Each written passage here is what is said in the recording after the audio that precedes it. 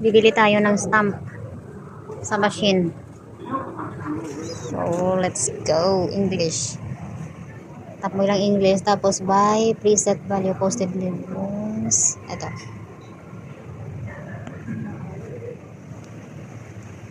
$2.2 daw. Ito. Payment with receipt. Octopus. So, wait lang. Tap natin ang octopus.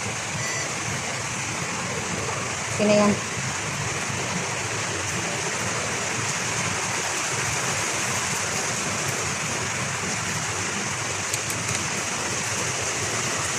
So, ito na. Yan. Ito na yung receipt. Bibo natin. At ito na yung stamp na binili natin. Yan, dalawa. That's it.